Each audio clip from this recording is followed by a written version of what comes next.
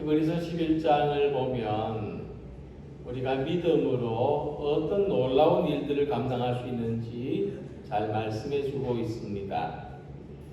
저희가 믿음으로 나라들을 이기기도 하며 불의 세력을 멸하기도 하며 칼날을 피하기도 하며 연약한 가운데서 강하게 되기도 하며 전쟁에 용맹하여 이방 사람들의 진을 물리치기도 하며 이 히브리서 11장에 등장하는 인물들은 모두 평범한 사람들이었지만 믿음으로 고난이나 역경에도 굴하지 않고 승리하는 삶을 살아갔습니다. 또한 예수님 주변에 있던 많은 사람들은 믿음의 능력을 경험했습니다. 믿음으로 병에서 나음을 받았고 믿음으로 신분의 한계와 가난의 굴레에서 벗어나고 깨어진 인간관계를 회복했고 영혼의 상처가 치유됐습니다. 그래서 사도행전 2장 32절 보면 베드로가 말씀하기를 우리는 다 이 일의 증인이로다 라고 했습니다.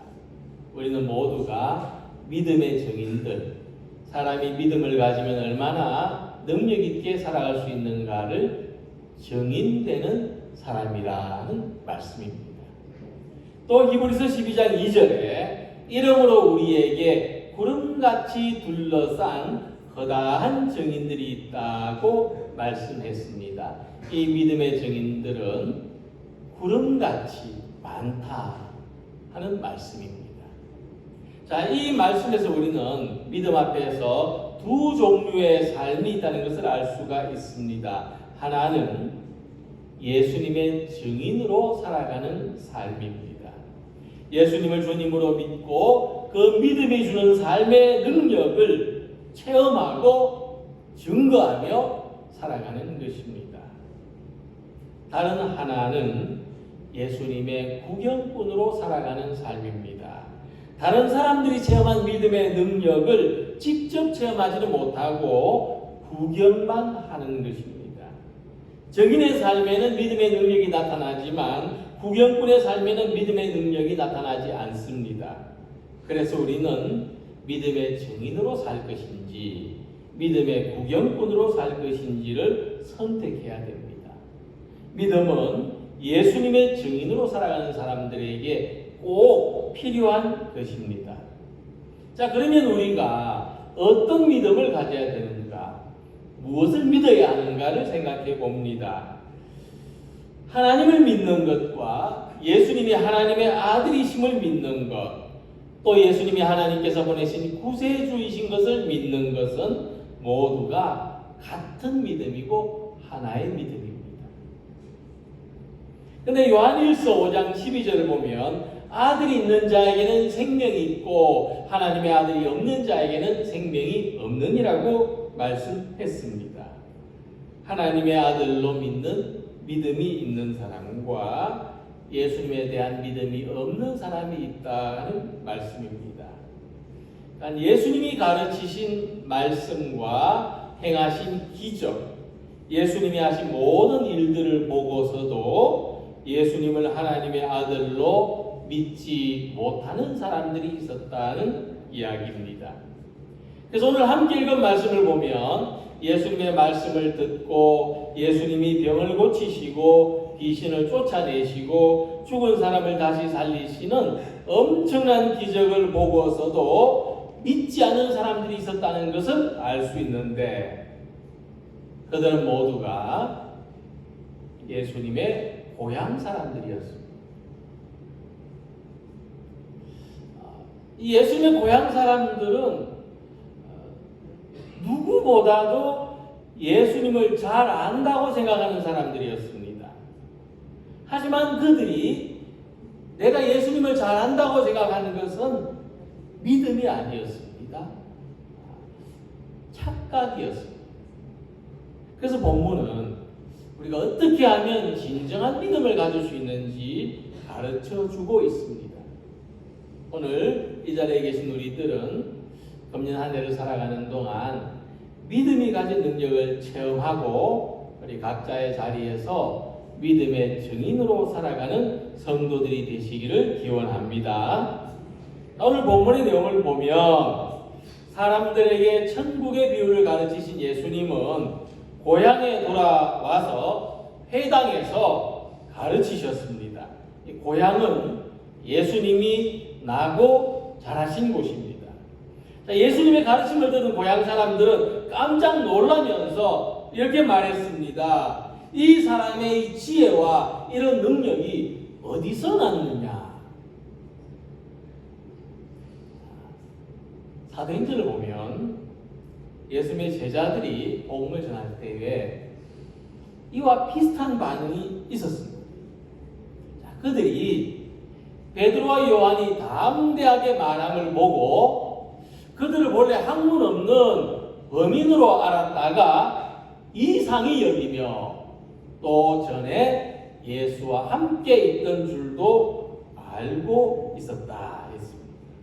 자, 이 사람 그들은 누구냐면 당시 유대교 지도자들을 말합니다. 그들은 베드로와 요한이 제대로 배운 적이 없는 사람이었다는 것을 알고 있었습니다. 그런데 그들이 굉장히 배운 사람처럼 말하는 것을 보았습니다. 그리고 또 한 가지, 베드로와 요한이 예수님이 제자였다는 것도 알았습니다. 자, 그러면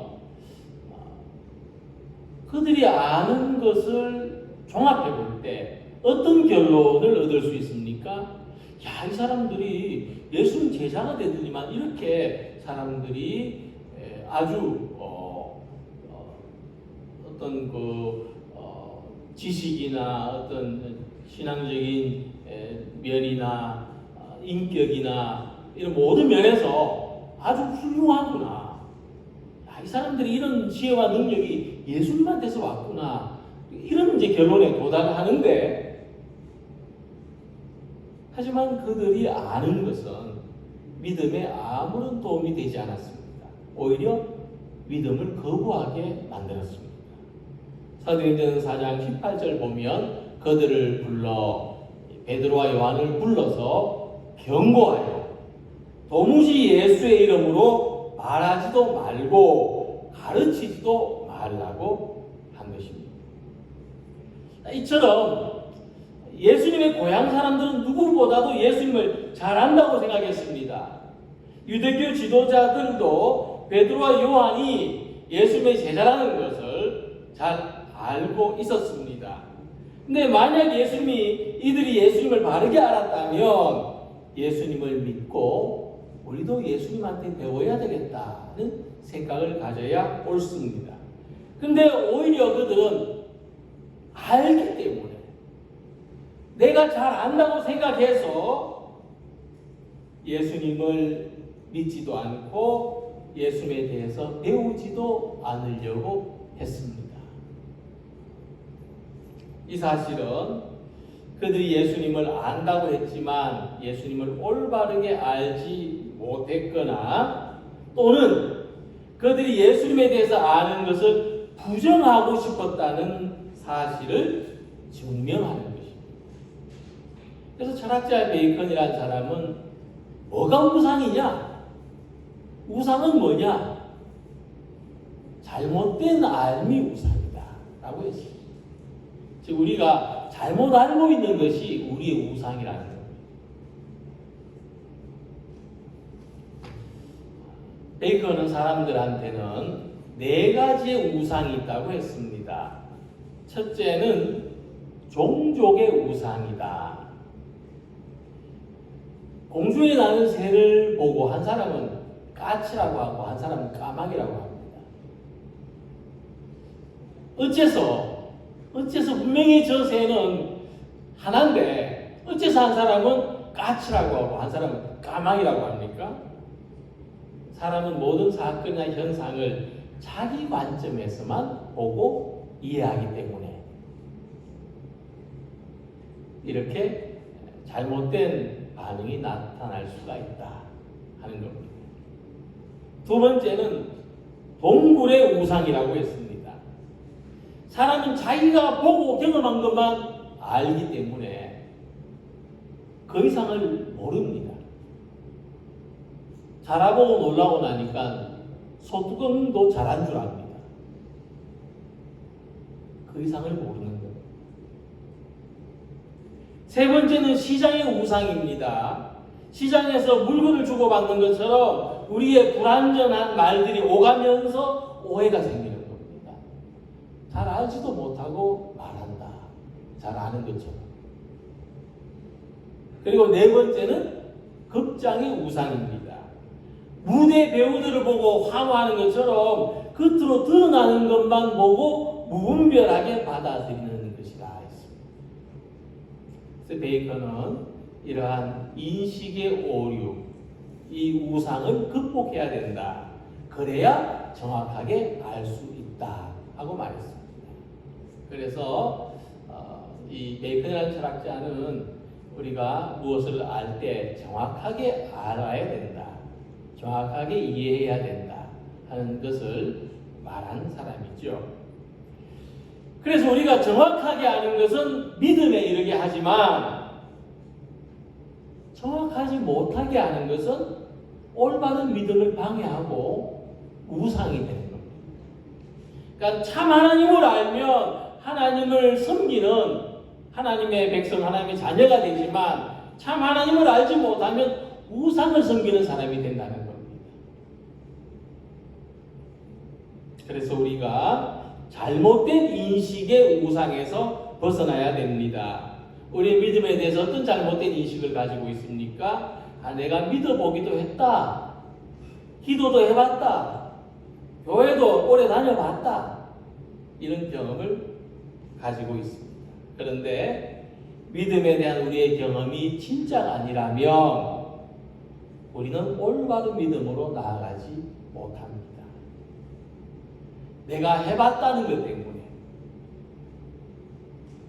자기 나름대로는 예수님을 잘한다고 생각했지만 고향 사람들은 오히려 예수님이 구세주는 것을 믿지 않고 거부했습니다. 이 이야기를 통해서 우리들은 예수님을 바로 알고 바로 경험하고 바로 믿는 사람들이 되어야 합니다. 그래서 우리는 믿음에 대해서 지식에 대해서 겸손할 필요가 있습니다. 내가 좀 믿음이 부족하다고 생각해야 잘 믿을 거 아니겠습니까? 내가 좀 잘 모른다고 생각해야 배우려고 할 것이 아니겠습니까?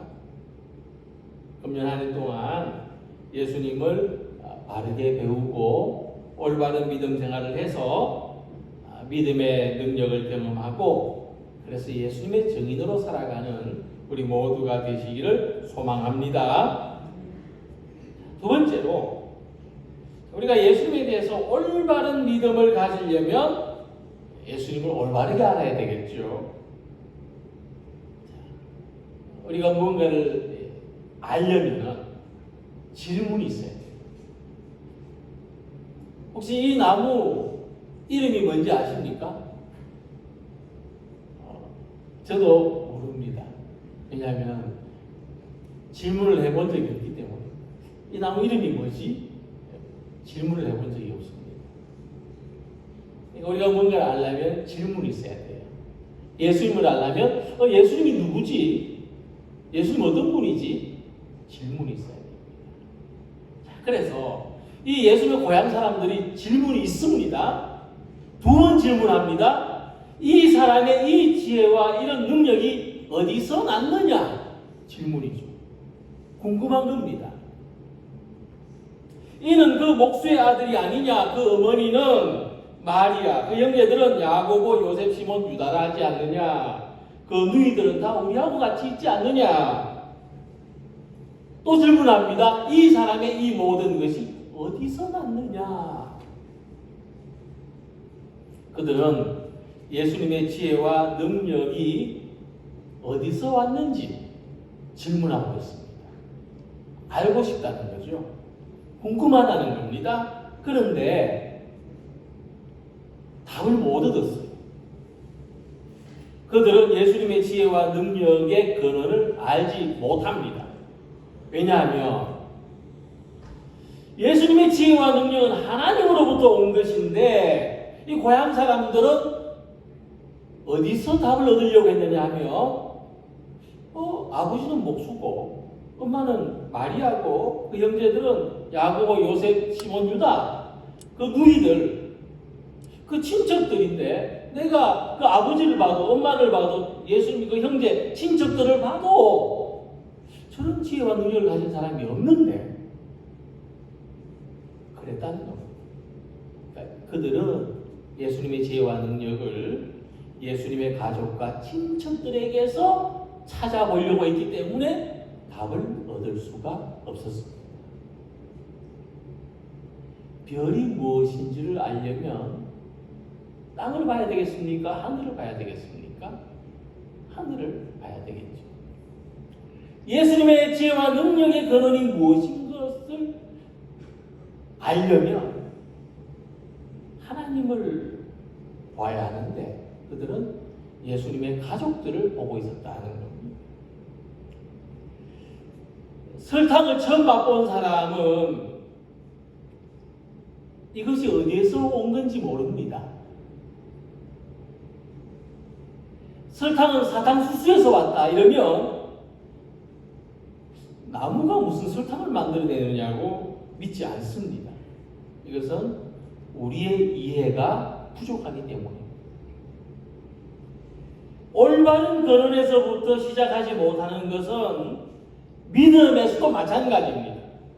많은 경우에 우리는 이 믿음의 근원을 어디에서 찾으려고 합니까? 먼저 믿은 사람들, 교회에서 직분을 가진 사람들, 함께 믿음 생활하는 다른 사람들에게서 믿음의 근원을 찾으려고 합니다.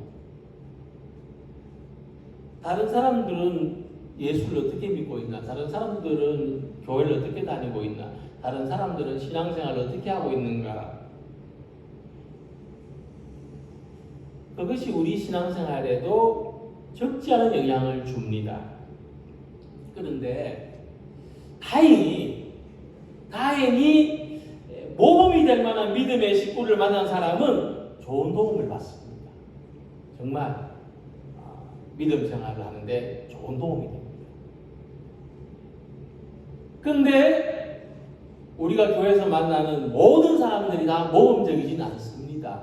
그런 생각을 해야 됩니다. 우리는 어느 부분은 훌륭하지만 그렇다고 우리가 모든 부분이 다 모범적이지는 않습니다. 근데 문제는 이럴 때 생깁니다. 그래서 우리가 그럴 때 내가 걸어가야 될 믿음의 길이 있다는 것을 선택하거나 추구하기보다도 다른 사람들을 보면서 실망하고 원망하는데 걸려 넘어집니다. 그래서 더 성장하지 못합니다. 30년 교회 다닌 사람도 저렇구나. 직분을 가진 사람도 저렇구나. 하고 자기가 더 뭔가를 새로운 길을 만들려고 하지 않습니다. 하지만 성경은 우리 믿음의 근원이 사람이 아니라 예수 그리스도라는 것을 분명히 가르치고 있습니다. 믿음의 주요 또 온전하게 하시는 이인 예수를 바라보자. 우리 믿음의 출발점이 되실 뿐만 아니라 우리 믿음을 온전하게 하시는 분은 예수님이십니다. 우리가 어떤 물건의 크기를 재는데도 올바른 자가 있어야 됩니다.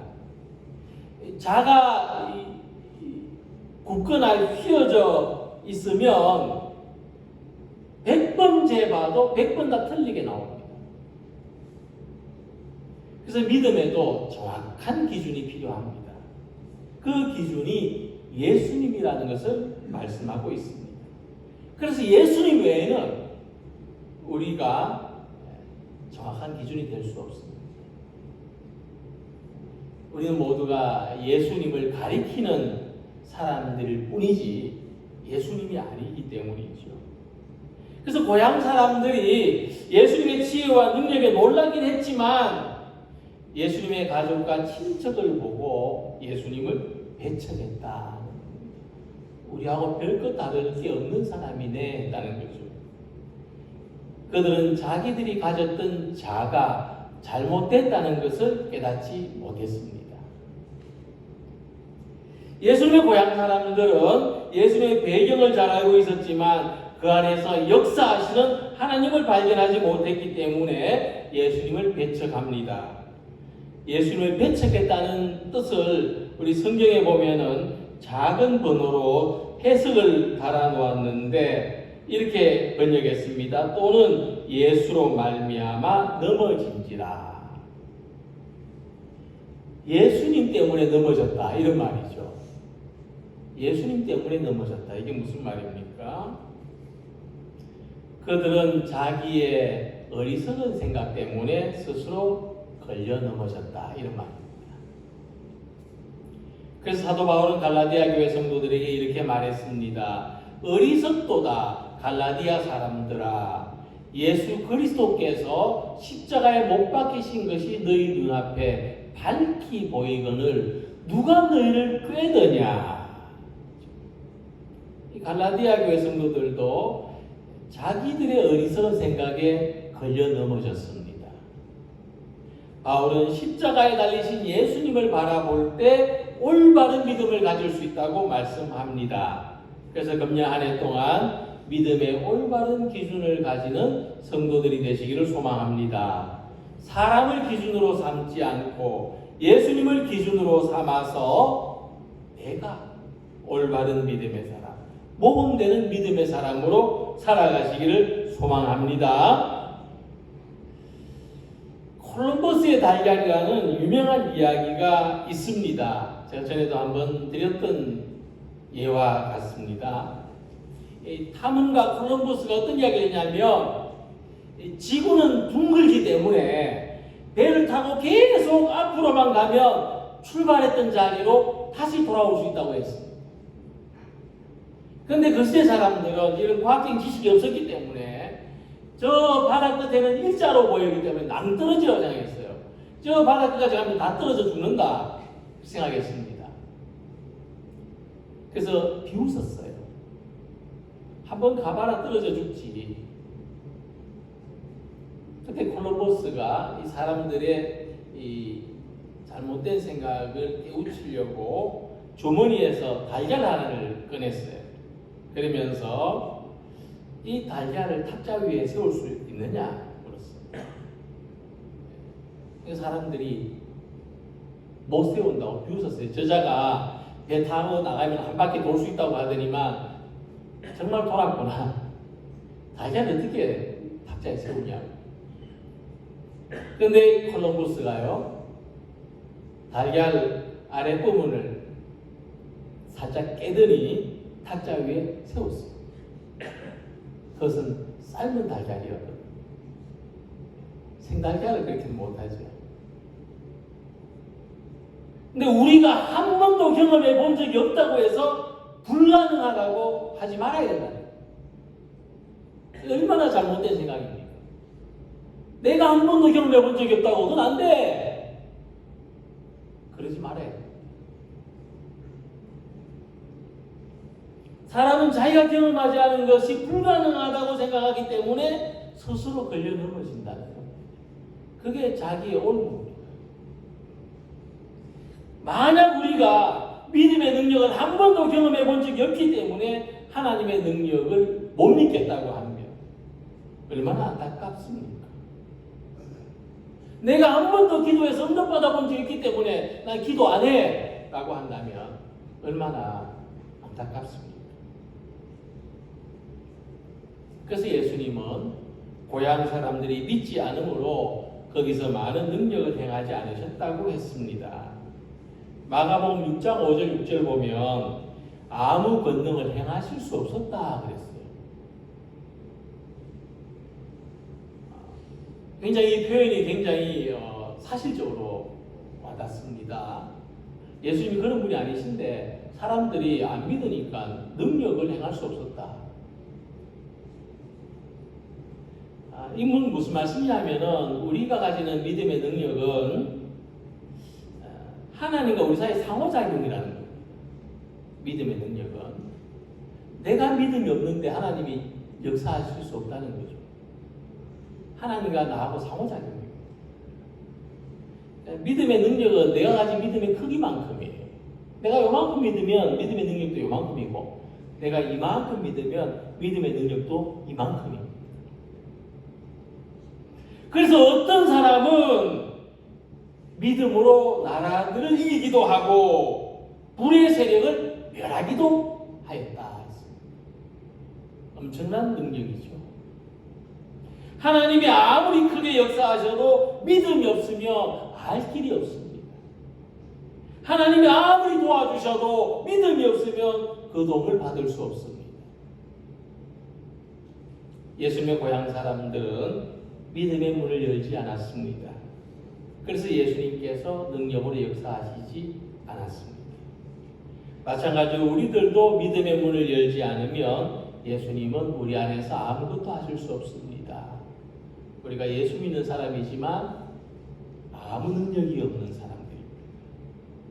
그래서 우리가 경계해야 될 영적인 교만이 있다면 자기의 잘못된 경험이 만들어낸 함정입니다. 자기의 부정확한 알미 만들어낸 오만함입니다. 믿음은 하나님을 의지하는 것이고 믿음은 예수님한테서 배우는 것입니다. 우리는 이 믿음을 가져야 됩니다. 그래서 금년 한 해 동안 우리는 뭘 해야 될까? 우리 성도들이 신앙생활 이렇게 하면 좋겠습니다. 예수님을 환영하는 신앙생활. 금년 한 해 동안 우리가 항상 날마다 예수님을 환영하면 좋겠습니다. 예수님 환영하는 거. 예수님 하면 박수 치는 거죠. 예수님의 가르침, 예수님의 몸을 새롭게 받아들이는 겁니다. 내가 잘 안다고 생각하지 말고, 내가 잘 모른다고 생각하고, 예수님 어떤 분인가? 예수님 뭘 하셨나? 예수님 뭐라고 말씀하셨는지 좀 환영하는 마음으로 받아들이면 좋겠습니다. 기쁘게, 반갑게 들으면 좋겠습니다. 예수님이 가지신 믿음의 본으로서 내 삶이 가진 왜곡된 경험 좀 고쳐나가면 좋겠습니다. 그래서 우리가 이미 가지고 있는 믿음과 지식에 대해서 겸손함을 가지기 원합니다. 그래서 우리가 가진 믿음과 지식이 그릇이 점점 커져가는 신앙생활이 되기를 소망합니다. 그래서 하나님의 능력이 우리의 믿음의 능력에, 우리의 믿음의 그릇에 담겨서 이 믿음이 주는 능력으로 말미암아 우리 삶의 모든 문제와 한계, 시련과 고통을 이겨내는 구원의 사람들이 되시고 십자가의 증인으로 살아가는 우리 모두가 되시기를 주님의 이름으로 기원합니다. 기도드리겠습니다.